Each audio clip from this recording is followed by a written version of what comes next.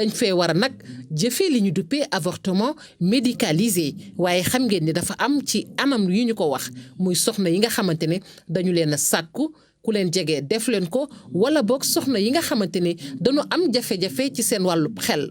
ca Maputo dafa am ay réew yoo xamante ne ni am na ci lu ñu déggoo woon di protocole Sénégal ratifié boobee protocole ci atum 2004 waaye ba nëga ni furaas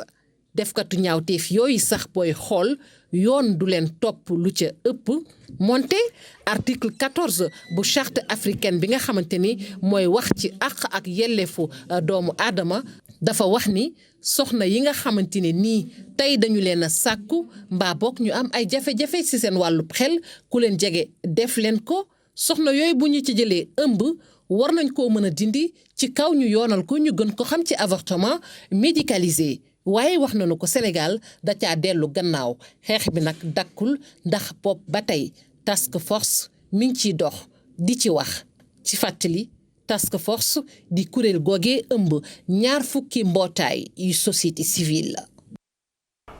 mangook muy gëstu boo xamante ne def na ko ci di ab taxaw seetlu soxna Amy Sakho ci yow lay tàmbalee ngay juriste sa xam-xam màcc ci wàlluk yoon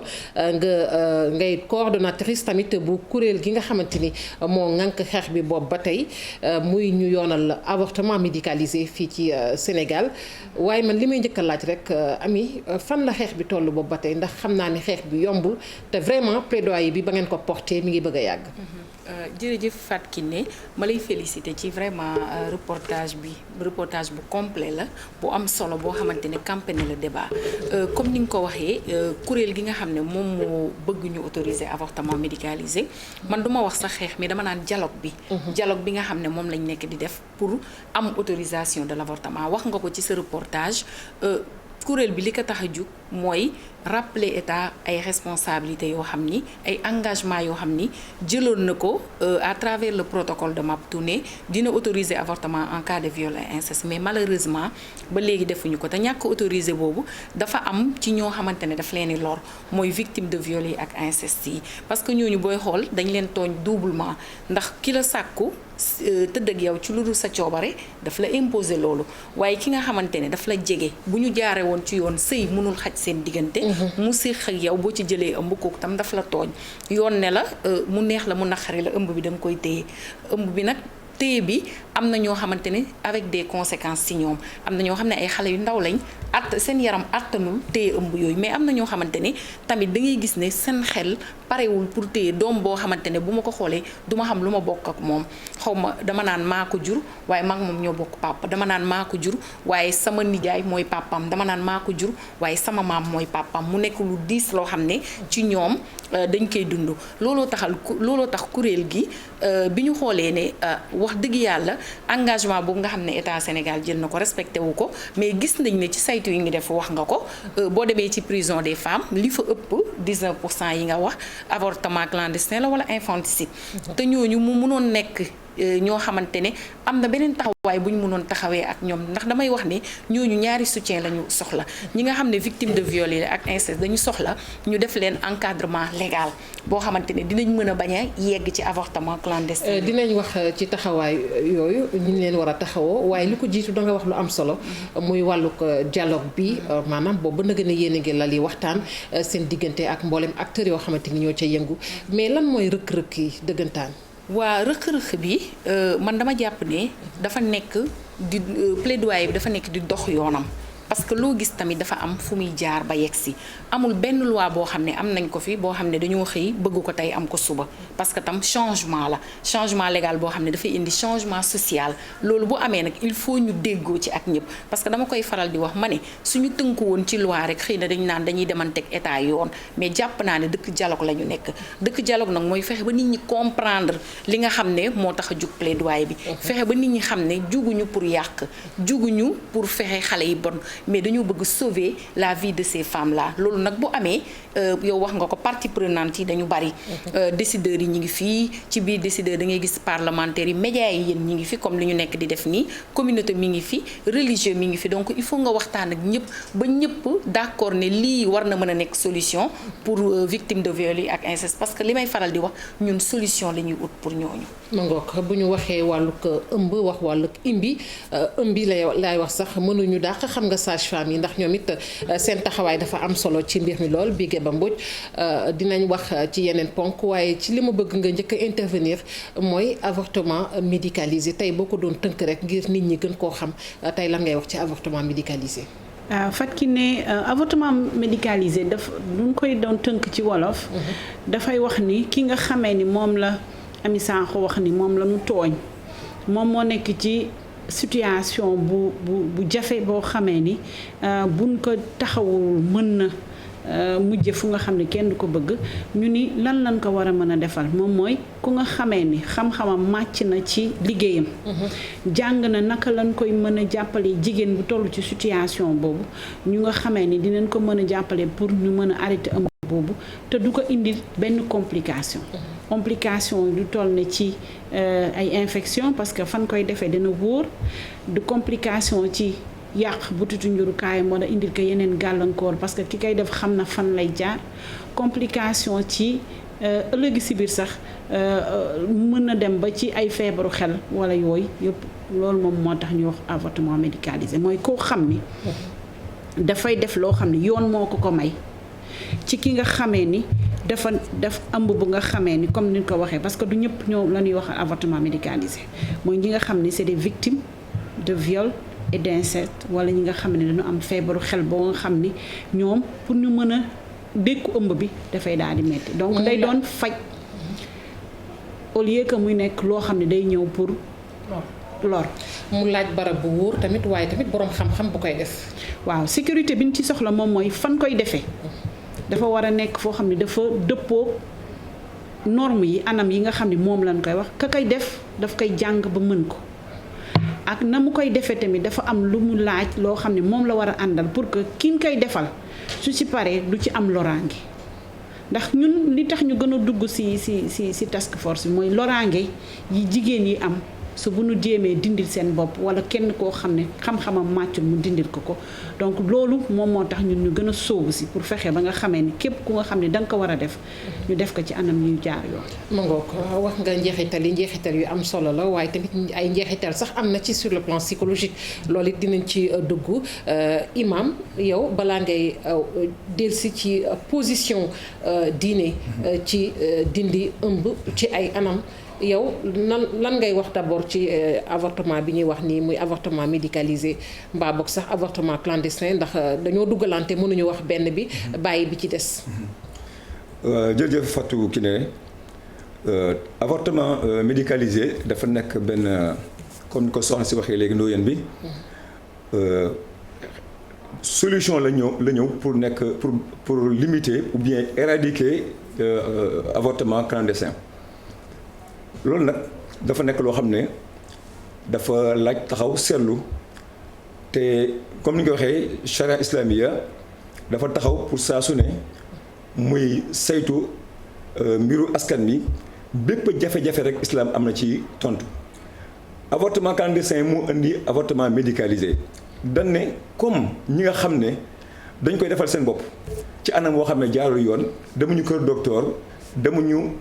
ci loxoy docteur. bëgg kaa dindi seen bopp sans kenn xam ko te loolu nekk musiba bu mag kon charia islamia ci suñuy jàngat ci suñuy gëstu balaa may ñëw ci après ci lan la ko islam gisee dañuy wax ne bu fekkee ne loraange mi ngi ñëw nuñ ko mën a artoo ci charia baax na maanaam jiital fànq loraange la ñuy jiital ci xëcc njariñ li ñu arab di wax ne jalbul darul mafasidi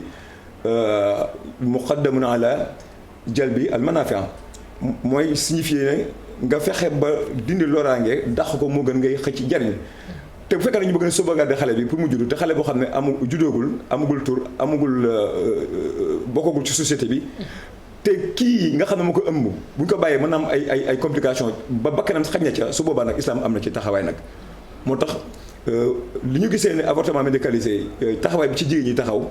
ak mbootaay même réew yu bëri même pays arabes yi dans les universités ñu bëree bëri commencé def ci ay colloques yu mag a mag après ci kanam dinañ ko tudd incha allah ne dëgg-dëgg jot na nag pour ñu xool islam lan la gisee avortement médicalisé pour nit ñi mën ko dékku ndaxte ñi ciy loru chiffres yi ñu joxe dëgg dafa nekk chiffres yoo xam ne tudd na la lool. lu jég chiffres yu jéggi dayoo yaa ngi koy wax imam muy lu am solo dafa am ci fu muy toll fu nu koy dindee soxna Bigué da nga ci dellusiwaat balaa may ñëw ci soxna Ami ndax loolu tamit dafa am loo xamante ne nii faaw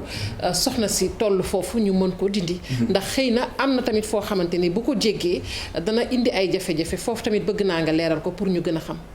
waaw avortement médicalisé suñ koy wax dañ koy wax grossesse bu nga xamee ni nit ki bi mu gëjee gis fóotam boobu muy am lu ñuy wax 12 semaines d'aménorrhée 12 semaines d'aménorrhée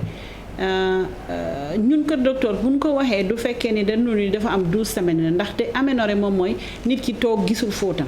te xam nga ni diggante ba nga gisee sa fóot bu mujj ba ngay gisaat sa fóot bu mujj foofu la ñuy tuddee aménorrhée nga xam ni waroon na ñëw te ñëwul ndax lan la dafa am noo xamee ni ki nekk ci biir bi nu muy bindoo nu muy toll melakaan bu muy am ba nga xamee ni war nañ koo mën a dindi te du indi benn gàllankoor ci wérgu yaramu ndey parce que imam li mu wax sànq dafa am solo dafa ni balaa da ngay fànq loraange balaa ngay xëcc ci njëriñ loo xamee ni bu fi nekkee dafay nar a lor ndey ji dañuy fexe ba naka la ñuy mën a jàppalee ndey jooju ba ndey ji mën a mucc ci jàmm mucc mooy mucc ci musiba bi nga xam ne war na ko ci mën a dal ba nga xamee ni après dina mën a toog mën a defaat yeneen ëmbam mën a toog toppatoo njabootam mën a dem jàngi école parce que ça dépend sax si ban âge lañ ko defee donc loolu yëpp dafay tax ni conditions yooyu yoo xam ne dina tax ñun dinañ xam ne parce que au-delà de 12 semaines loi bi dootu la may nga di ko def donc dafay wane ni lépp lu ñuy def rek dafa war a tënku ci yoon ak tënku ci loo xamee ni wérgu yaram ak luy fànq ndeyte ndey. dañuy wax sax ñi am jafe-jafe tamit ci wàllu xel xam nga dañ leen di tudd. ndax ñooñu it faaw ñu xam ni léeg-léeg lu soxal wàllu ëmb ñoom duñu xam léeg-léeg nu ñu cay demee. donc xam nga ko am déjà jafe-jafe ci wàllu xel bëgg a yore ëmb amaana sax yow doo xam nan nga war a comporter woo te loolu tamit mën na indi ay musiba. waaw xam nga ëmb dafa laaj nit ki xam ni dafa ëmb xam lan la war a bàyyi lan la war a def bàyyi tere yi xam ni dafa war a dem visite mais kooku ki am xelam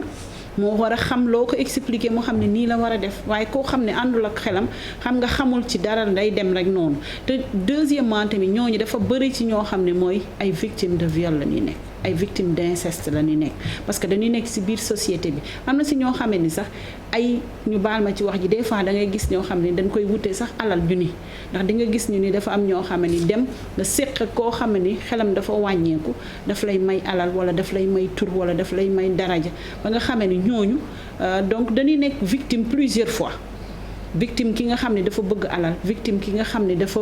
bëgg topp bakkanam victime c'est parce que amuñu xel victime parce que seen waajur tamit sax dañ leen di délaissé parce que dañuy wax ni ñii bokkuñu ci société bi donc dañ leen di lu ñuy wax ci wolof délaissé dañ leen xaw a bàyyi ak seen bopp xaw leen a beddi ba nga xamee ni ñoom ku jóg rek da ngay mën a daanu ci ñoom. ma nga ko Ami sànq yaa ngi ko doon wax muy njeexital yi ndax wax naa ko yaakaar naa ci gëstu bi bu weesoo wàllu wér-gu-yaram tey ñu bari ci soxna yi nee nañ téeméer boo jël ci soxna yi nga xamante ni ñu ngi ci kaso bi fukk ak juróom-ñeent la leen fa yóbbu mooy dana doon yàq ëmb mbaa ñu jur ba noppi faat te loolu yaa ngi wax sànq ni ñooñu tey am na noo xamante ne war nañ leen ko mën a taxawu. effectivement ni ma koy faral di waxee ñun li ñu bëgg mooy jafe-jafe yi nga xam ne jigéen ñi dañ ci nekk ñu naataalee ko triangle mooy loo xam ne dafa am ñetti point ñun ñuy wax triangle de feu boo déggee ñuy wax triangle de feu mooy dañu nataal wane jigéen bi nga xamante ne dafa jël ëmb ci viol jigéen bi nga xam ne dafa jël ëmb ci inceste waaye amul autorisation kooku bu xelam yeggul fenn fi amul encadrement am na lu mu mun a def premièrement mën na yàq ëmb bi bu ko yàqee ñu ne ko avortement clandestin yoon daf koy teg daan day dugg ci triangle boobu mooy prison bu nekkee dafa def infanticide yoon daf koy teg daan mu dugg ci triangle boobu mu dem prison. bu nekkee dafa def avortement clandestin boo xam ne comme ni ko Bigué waxee jaarul ci yoon mu jëlee ci handicap à vie dafay dugg ci triangle boobu. wala mu def avortement clandestin boo xamante ne maara deytaan yi daf ci dee dafay dem cimetière muy prison cimetière handicap à vie muy triangle de feu bi nga xamante ne jigéen ñi mën nañ fi dugg. ñu ne jigéen ñooñu balaa ñuy dugg ci triangle de feu boobu ñun dañu jàpp ne war nañu ut solution bi wax naa ko état am na lu mu wax mais jëfeegu ko carrément comme ni mu ko war a defee waaye ñun société civile ñu ci ëpp bu ñu jaaxlee ci ñun la ñuy ñëw ñu ne ñun kat déjà yoon may na jigéen ñooñu ñu def avortement parce que protocole bi moo nekk ci kaw charte yi nga xam ne ñoo nekk suñu biir réew ça veut dire que li état waroon def mooy méngale suñu loi ak protocole boobu mais comme defagu ko ñu ne il faut ñun ñu xool nan la ñuy def ba dimbali leen. kon am na ñu nekk ci kaso ba te amuñu fa place. amuñu fa place ci soxna yi non seulement amuñu fa place parce que buñ doxalee woon comme li protocole bi wax duñu yegg ci avortement clandestin bañ leen di tëj waaye da nga cay fekk ay mineurs yoo xamante ne comme ni ma ko waxee sànq mineur ku séq ak moom tooñ nga def ku séq ak moom da nga jalgati ñu jalgati ba pare ñu ne mineur yooyu neex na leen naqari na leen téye leen ëmb yooyu mineur yooyu xëy na am na ñàkk encadrement ñu am lu ñu def ñu yóbbu leen kaso boo xoolee 19% buñ ko xeeb de la population féminine incarcérée alors que jigéen ñi lan lañ représenté Sénégal 50,1% même bu nekkee 1% la dara la boo xoolee ci développement dañ lay wax ne 39% de la population active ay jigéen lañu donc ñooñu man jàpp naa ne seen place du foofu seen place mooy ñii nañ leen utal comme ni ma doon wax encadrement légal ñu bañ a yegg foofu ñeneen ñi nga xam ne nag bokkuñu ci ñun ñi ñuy wax mooy viol yi ak inceste yi ñu utal leen encadrement social ba ñu bañ a yegg foofu mais sinon dinañ dem ba Sénégal lu ëpp loolu ci suñu population jigéen ñi dinañ dem foofu te étude bi ñu fi mujjee def dafa wane ni avortement dañ koy tere mais 51 500 avortement ci benn année. am na sama collègue boo xam ne dafay wax ne boo ko calculer mooy xaaju université Dakar dañu dindi seen ëmb avec des complications 16 700 ñoo xamante ne hémorragie handicap nangam donc loolu mënul nekk loo xam ne dañuy toog di seetaan il faut ñu jéem a ut solution pour ces femmes là pour ces jeunes filles. wut solution également ci ñi nga xamante ne ñoom ñooy auteurs yi ci wàllug yoon te vraiment punition jamais punition am donc loolu aussi yaakaar naa ay jafe-jafe la yoo xamante ne war nañ ko lever fi ñu toll nii ci Sénégal. Imam ma dellusiwaat ak yow rek ci tey lu soxal wàllug avortement bi maanaam dindi ëmb boo xamante ne dana koy yoonal tey diine lu mu ci wax. léegi charia islamiya indi na ay tontu ci question yi nga xam ne dafa jëm ci avortement médicalisé sànq bi may tàmbali wax dama ne ci benn règle boo xam ne jurisprudence islamique daf ko joxe ne fànq loraange moom la ñu jiital ci xëcc ci njariñ ba ma koy wax mooy que ne islam day taxaw na pour dindi loraange ci bépp jafe-jafe ci société bi mazahib bi arbaa mooy école les différentes écoles ñi nga xam ne ñooy wax ci fiqh ci jurisprudence islamique dañoo sukkandiku ci benn verset coranique ci benn surat benn verset ci ak benn xadis suuratul mu'minuuna dañu wax ne suñu borom subhaanahu wa taala dafa taala thumma ja'alnaahu nutfatan fi qararin makin thumma xalaqnal mudghata alaqatan fa xalaqnal alaqata mudghatan fa xalaqnal mudghata idaaman fa kashafna al-idaama lahman thumma ansha'naahu xalqan aaxara fa tabarakallahu ahsanul xaaliqiin. ñi nga xam ne ñooy saytu ci wàllu xam-xam islam nee nañ te ñoom ñëpp d'accord nañ ci imam Malik mooy ñi nga xam ne ngiru imam Malik lañ leen tuddee ak Shafi'iyya ak Hanbal ak Hanafiya nee nañ bi ñu saytoo aaya boobu gis nañ dafa am 4 étapes yoo xam ne nit ki daf koy dund ci biiru yaayam. ñu ne su dépassé 120 jours foofa dindi ëmb mënatu la nekk c'est interdit ñoom ñëpp lëkkaloo lañ ci loolu moom. ba mu des cas de nécessité bien que am na ñoo xam ne sax ci biir école yooyu ñoom am nañ yeneen xalaat waaye lii moom ñoom en masse d'accord nañ ne bu dépassé 120 jours dootul ëmb bi dootuñ ko mën a dindi ba mu des ñaari cas en cas viol ak inceste maanaam viol inceste benn cas lañ koy considérer. ñu jiital ci yaay yoo xam ne dafay am complication ci wàllu santé fekk ne doom ja dafa nekk ci biir parce que malformation ak yeneen ñu ne boobaa fekkante ne ndaw si bu doom ji continuer di dund ci biiram mën naka loraange ba ci ñàkk bakkanam su boobaa daggan na ci charia islamique yi ñu dindi ëmb boobu moom boomaa boobu même bu dépassé 120 jours parce que sallallahu alayhi wasallam dafa feelu xadis bi aaya bi verset bi ci beneen xadis mu ne inna ahadakum yujma'u xalquhu fi batni ummihi 40 yawman nutfatan thumma yakunu alaqatan mithlu dhalik thumma yakunu mudghatan mithlu dhalik thumma yursalu maliku fa yanfakhu fihi ar-ruh bi maanaam 4 étapes yooyu bu ko dépassé mooy 120 jours yi léegi nag yàlla yónni benn malaaka mu ëffru ci moom mu nekk nit kon donc ulama yi dañoo am benn prudence ci côté boobu pour ñu préciser ko nit ñi dégg ku baax ulama yi mazahib bi école les 4 écoles d'accord nañ ne bu fekkee matul 120 jours bu ko dépassé wul te ndaw si jigéen ki mën a am ay loraange ci wàllu yaram ba sax mën naa ñàkk ba kanam su boobaa mën nañ dindi ëmb bi mais bu ko dépassé mën nañu ko dindi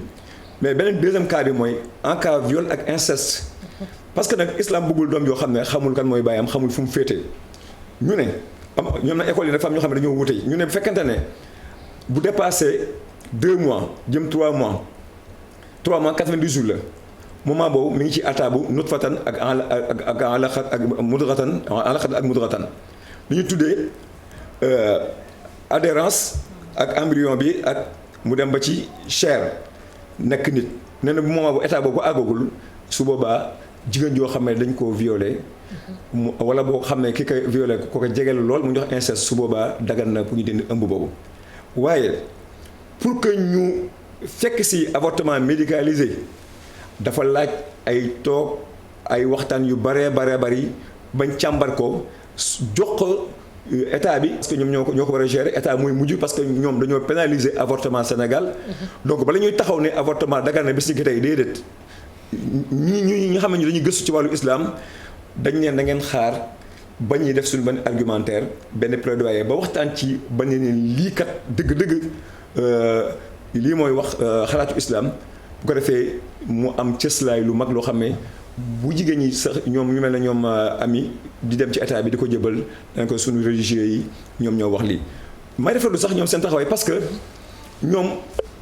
liggéey na ci ay liggéey am solo waaye wéetuñu ci dañoo ñëw jébbal ñu pour ñu wax xool ba xam lan la ci wax parce que Sénégal am na 95% musulmans kon donc ñi ngay waxal bu fekkee ne ñu am ngëm-ngëm il faut nga sóoraale seen ngëm-ngëm googu mais pour ma leeral ne avortement bi borom xam-xam yi àddu nañ ci nee nañ il ne faut pas jamais dépasser les 120 jours parce que après 120 jours yi yàlla day yónni malaaka mu def ruux ci moom comme nit la donc jigéen joo xam ne dañ la violé wala ku la jege la wala ku la jegewul su boobaa mën nañ dem ci ay médecins ñoo xam ne am nañ qualification ñu saytu loola ba dindi ko bu fekkente ne mi ngi ci 90 jours avant mu ëpp 120 jours bu dee yaay yoo xam ne nag même ku marié sax laa wax bakkanam xaj na ca islam dagal na ñu génnee xale boobu ñu tuur ëmb boobu comme ni ñu koy waxee teewul tam mën naa jox benn référence am na benn docteur bu ñuy wax Ibrahim Mohamed Qasim c'est un conseiller spécial ci le recteur université bu Mohamed Ben Saoud bi nekk Riyad mu nekk borom xam-xam bu mag a mag ñoom def nañ benn colloque parce que gis nañ seen réew yi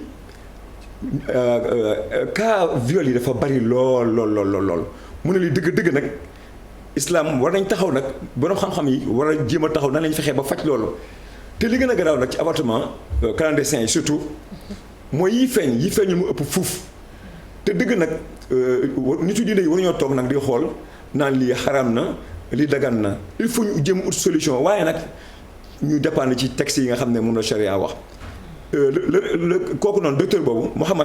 Ibrahim Mohamed Ben Qasim boobu te mu nekk professeur université Saoud bi nekk Riyad def nañ ay colloque yu bari ba ñu dem ba synthétiser ne gis nañ ne ñoom ci seen xam-xam ak li ñuy argumenté mënu ma andi yëpp ne jigéen joo xam ne da ngaa subir agression sexuelle mooy viol dagal na ñu dindi ëmb waaye mu fekk mu teel a dénoncer affaire bi yóbbu ko ci kër docteur ba ñu xam ne kii lii am na laata muy dépassé 120 jours yi parce que bu ko dépassé nee nañ foofu nag dootul daganati moom dañuy bañ jigéen ji def ko yoonu tool ne d'accord désormais avortement dagan na rek léegi képp koo xam ne da ngaa ëmb même ci yoon boo xam ne daganul da ngay amoo nekkul ci da nga nekk hors mariage dañuy dindi ëmb bi loolu dañ ciy def attention moo tax may préciser encore une fois ne pareeguñu pour ne lii la parce que ñii ay colloque lañ def ay waxtaan yu bëree bëri waaye moo tax maa ngi xalaat ne. war nañ gën a xóotal waxtaan yi gën a indi argument yi dajale ko ba Ibrahim Ben Khassim boobu ci Riyad def loolu ba ñoom actuellement dañ koy adopté ñoom seen réew ñun tamit fii Sénégal comme dañ koy pénaliser ñu jéem waxtaan autorités yi jéem a gën a dajaloo ñun waa les ñu koy waxee les religieux ba nekkoon vraiment. lii lu war a mën a nekk la lii lu war a mën a nekk la sinon. loraange day gën a xëtt askan wi rek te loolu du nekk lu baax. mi ngoog Imaam nee nga ñi nga xamante ne nii dañ koy def di ko nëbbu ñoo ëpp fuuf. waaye tamit jàppal ne xayma bi nga xamante ne def nañu ko maanaam ñi ciy faatu ndeeteel gi. xëy na dañu koy wax nii rek waaye ñay dee sax te xamuñu ko. amaana ñoo ëpp fuuf. soxna Bigué ñu dellusiwaat rek ci njeexital yi ndax du ñàkk yéen ñi nga xamante ne ay sage-femme ngeen léeg-léeg di ngeen gis soxna soo xamante ne xëy na dana wan lor. ci anam yoo xamante ne anam yu metti la inceste ñu ngi koy wax ku la jege loolu def la ko loolu xam nga psychologiquement daf lay abattre loolu di wane ni tamit sur le plan psychologique aussi il faut ñu waxtaane ko te xam ni njeexital mën na ko am ci soxna si mu topp ko giiru dundam topp xelam yàqal ko àddunaam ba sax ëllëg du xam fu muy teg tànkam. jërëjëf Fatou Kiné xam nga OMS dafa définir lan mooy santé mu ni bien-être physique. bien-être social bien-être mental psychologique donc loolu dafa war ne ni wér-gu-yaram du mbirum rekk feebar yaram buy metti walla bu xaw a sooxe sa nekkin ci biir askan wi sax mu nekkin woo xamee ne dina la tax nga nite dina tax nga mën a bokk dafa bokk ci li ñuy wax santé. tubaab naan ko santé mentale. mentale léegi loo xam ne mën na dindi sa xel ba nga xam ne bokkatoo ci société bi xam nga kooku feebar la. donc bu weesoo problème mental yi nga xam ne nee naa la problème mental bi mu mën a am dafa am yow wax nga ko sànq mortalité mooy ndeete boo xamee ni des fois nit ki sax dina dee ñu foog ni leneen na ko rey te xamuñu ni la ko rey complication la boo xam ne dafa jóge ci avortement bu jaarul yoon ndax ka kay def. ndax dañu ni ci li Ami Sakho wax sànq étude Good Match bi dafay wane ni dafa ni 79% yi ñi nga xam ne ñooy defal seen bopp ñooy def avortement bu clandestin ñoo ko defal seen bopp te xam nga ki ko defal boppam nekk na ci njàqare boo xamee ni xamul li muy def nekk na ci tiitaange boo xamee ni dafa wax ni naa ko dindi tey nekk na si koo xam ne amul xam-xam ci mbir mi donc des fois dana jël loo xam ni sax dana ko rey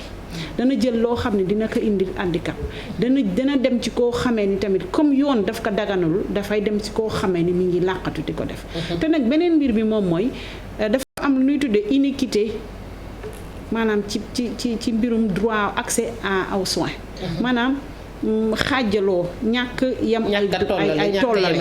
parce que ki nga xamee ni am na doole gis nañ gëstukat yi gis nañ ni jigéen ji nga xamee ni am na koom-koom am na moyen moom généralement dina koy dem di ko defi ci condition yoo xamee ni benn jafe-jafe du sa am te kenn du yëg sax ni def na ko ndaxte ni ñu koy defee moom mooy lu médicalisé alors que ki nga xam ne amul moyen kooku moom mooy dem di defi bi nga xamee ni baaxul te mu di ko indi loraangi te beneen mbir bi ci gën a am bu nu weesoo sax affaire nàcc bi affaire infection bi affaire morbidité bi mu doon wax maanaam laago yi ngay dem ak à vie man dama ci mës a am cas bu nga xamee ni daf ma marqué parce que c'est xale bu jigéen la woon mu nekk ci sportif bu ngande bu mag au niveau ñu amputé ko de la jambe maanaam ñu dagg tànkam ndax daf ko jële ci infection bu nga xamee ni tax na ba tànk bi gangréné ba ñu dindi ko donc loolu imaginel kooku tey jii mënatul am doom parce que butitu njurukaay ba infecté na ba dindi nañ ko mënatul dem defi sport bi mu doon def parce que dagg nañu tànkam mais mi ngi ci biir askan wi kooku sax xaru des fois mën na ko wutali wala sax mu dem di agressé ji wala mu dem sax rey ki ka defoon loolu parce que il va se dire que ni kii tey jii moom moo tax lii yëpp dal ma parce que su ma deful woon li ma def kon tey du ma jéem li ma jéem ba lii di ma ci dal donc moo taxoon ma la doon wax ni sur le plan définition santé dafay dem conséquences yi dafay dem au-delà de mbirum kër docteur faj yi ñuy génne ndaxte yenn violence yi ngay gis ci société bi yenn violence yi ngay gis ci biir kër yi tamit loolu moom moo koy jur te dafa am benn mbir tamit boo xam ne toujours dama ko doon wax Ami Sakho ma ne ko man dafa nekk lu paradoxal ci man parce que dañu criminaliser le viol mais fàtte la victime du viol. auteur bi. dañu ne li mu def baaxul d'accord li mu jur moom lan lañ ci wax ñu bàyyi nit ki ni ko demalal sa bopp. donc comme dañu ni li ko sabab baaxul la mu jur tam dañ ci war a jóg soobu ci jàppale ko ndax la mu jur baaxul ndax lu bon mënta jur lu baax. donc bu nu fekkee ba nga xam ne ñëpp comprendre nañ ko noonu dialogue bi ñi nga xam ne dañ ci war a bokk ñëpp ñu xam ne jógunu pour lu yàq askan wi waaye dañuy jóg pour lu ñoŋal askan wi ndax liy ñoŋal askan wi mooy liy yokku koom-koom wérgu yaramu askan wi liy dalal xelu ñi nga xam ne ñooy indi koom-koom ci biir réew mi ñiy dalal xelu ñi nga xam ne ñooy doon jaboot di jur ñeneen ñi nga xam ne ëllëg si biir ñooy doxal réew mi donc dafay laaj tey jii au-delà de conséquences sanitaires yi que ñëpp soobu ci ndax li ëmb santé dafa yaatu boo xam ne weesu na ñun fajkat kër docteur yi. ma ngoog Amy Sakho waxtu bi daanaka xoj nañu ñu ngi waaj a jeexal waaye li mu junj sànq ñu ci mel ni auteurs yi def ko te ñaawteef yi nga xamante ne tamit booy xool daanaka yoon du leen topp surtout ci mbirum inceste mooy ñi nga xamante ne ku leen sàkk lool sax moo leen koy def ci biir kër yi lay faral di xew léeg-léeg ñu di ko nëppal loolu it yaakaar naa ne xeex la boo xamante ne tey war nañ ci def ay jéego ci Sénégal surtout ci wàllu yoon wax dëgg. ngir ñu mën di appliquer yenn yi. effectivement nekk na loo xam ne war nañ ci taxaw mooy loi yi mi ngi fi mais kenn du ko appliquer mais ñàkk application bi tam man dama ci engagé responsabilité ñun population bi parce que lu ci ëpp ñun ñoo dul dénoncer surtout cas wu inceste yi dañu naan li ngay dégg fii Sénégal ñuy wax boo ko tëjee yaa koy yóbbul añ ñu ne. sa borom kër bu tëddee sa doom ñu baal ma ci wax ji boo ko defee da ngay ñuluk say doom ma ni moom dékkee na say doom ba pare donc foofu defe naa maslaa mënatu fa am kon nit ñi tam dañ leen di pousser à la dénonciation parce que imam wax na ko léegi nee na avortement bi balaa ñu koy mën a autoriser il faut mu nekk viol bi dañ ko déclarer ca ba mu jotee c'est pas l'avortement qui motive la déclaration du viol dañ koy def ca ba muy jotee donc foofu tam nit ñi ñëpp ñoo ci am responsabilité ñi nga xam ne ñooy appliquer loi nañu appliquer loi mais comme ni ko Bigué waxee mënoo criminaliser viol bàyyi ses conséquences. conséquences yi mooy autre solution pour les victimes waaye beneen bi tamit mooy ñi nga xam ne ñoom ñoo signé woon le protocole di leen fàttali rek ne c'est un engagement boo xam ne ñoom ñoo ko jël te ñàkk ko respecté am na conséquence ci population bi di wax tamit ne ñun dañuy militer pour ñu continuer di interdire avortement encore une fois ñun dañuy bañ avortement parce que képp koo xamante ne bokkoo ci kaawu viol wala inceste yi waroo mun a dem def lu la neex ñëw dindi sa ëmb kon ñun bokk nañ ci ñiy militer pour que l'avortement reste interdit mais qu'on ait une possibilité pour les victimes de viol ak inceste. man Imam moom yow la ñuy jeexalee ma jox la rek kàddu gu mujj gi yow it du ñàkk xëy na nga sànni si rek loo xamante ne ni tey war nañ cee mën a tënku ndax wax nga ko sànq waxtaan bi dafa doon loo xamante ni dañ ko war a gën a xóotal gën koo yaatal. wax dëgg fa yàlla boo xoolee situation réew mi réew bi laay wax sax gis nga avortement bi dafa nekk benn phénomène boo xam ne dafa lëmbee àdduna bi yëpp réew moo dem maa ngi dégg si yenn ci documentaire yi ñu naan xaw ma Inde ci la gën a bari ndax xam nga pauvreté nangam. waaye garab gu nekk jàngoro ju nekk nag saafaraam mi ngi fi te saafara xew-xew bi mooy avortement bi clandestin bi. ngeen xalaat avortement médicalisé ay médecins saytu ko ñu ci xereñ jàkka ci yoon ba mu am waaye première solution bi islam di bi ma gis man actuellement nii moo ñu fexe ba yar xale yi éducation diine bu baax moo xam ci jàng bi la moo xam ci këru diine yi la ndaxte kat xale bu am éducation de base bu baax jege ay parents yàlla mën ko musal lépp loo xam ne day nekk agression wala viol. moom laa njëkk a wax nañ fexe ba def ci xale yi éducation parce que mag ñi ni ñu doon yaree ba léegi bokkul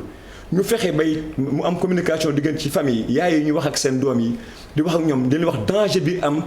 ci joxe sa bopp conséquences yi comme ni ko soxna si waxee li muy indi xotti war ma diine xotti war ma say famille kenn dootu fa xajati te bu fekkee ne éducation diine bi mi ngi ci ñoom loolu dina mën a ñàkk. bu ko defee képp koo xam ne même les enseignants wax ak élèves yi même ci élémentaire ba ci kaw di waxtaan yenn saa yi nga joxe ay leçons morales à la fin de la leçon mu des sa 5 minutes nga waxtaan ak xale yi foofu ragal loolu leen góor surtout xale yu jigéen ñi xale yu góor nga leen lii ak lii baax na lii baaxul. loolu dina ci am solo may jeexle ne. lii lu am solo la proposition la dina gën a xóotal waxtaan yi ba nga xam ne incha allah dañ dem ba trouver benn argumentaire pour nga xam ne dañ mën a wax nit ñi loo xam ne dinañ ci mën a jàpp waaye ñu xamal ne. avortement ñu ëpp ci waa diine dañ koy tere. comme ni sax soxna si waxee ñoom ci côté bi lañ jëm parce que bis boo ko daganalee Sénégal musiba am. kon danañ jéem a yar xale yi ba keroog ñuy xool ñi nga xam ne cas yi nga xam ne viol inceste ñëpp xam nañ ay yu doy waar la. waaye kon ki nga xam ne dañ ko agressé sexuellement wax dëgg fa yàlla. wala soxna soo xam ne dafa am ay jafe-jafe islam am na ci ay tontu yu ci waxee kon ñuy jéem a delluwaat ci texte yi rek ba keroog incha allah ñu trouver solution. ma nga solution yooyu tamit bokk na rek ci fexe ba Sénégal tamit sàmmonteeg ak réew ya waxoon ca Maputo wax naa ko ci ndoxteel yi 2004 la woon Sénégal ratifié ko kon tey xeex bi mooy fexe rek ba ci cëppaandaw ga ñu appliqué ko fii ci Sénégal ma lay jaajëfal bu baax a baax dellu di la jaajëfal professeur Mamadou Gueye may fàttali ni professeur nga waaye tamit gëstukat nga Biége Bambodj ci yow it maa ngi lay jaajëfal bu baax a baax nga jiite mbootaay gi ëmb sage-femme d'État yu Sénégal Amy Sakho juriste nga sa xam-xam màcc ci wàlluk yoon ngay coordonné tamit comité bu plaidoyer bi nga xamante ne mooy xeex nag ngir Sénégal mën a jote rek ci avortement médicalisé boobu ñu wax yoonal ko muy dindi ëmb boo xamante ne dana koy yoonal ci kawit ay anam mbokk yi fii la ñuy yem ak yéen ci émission bi ñu leen indiloon tey di ab émission spéciale ñu leen di jaajëfal bu baax a baax dig leen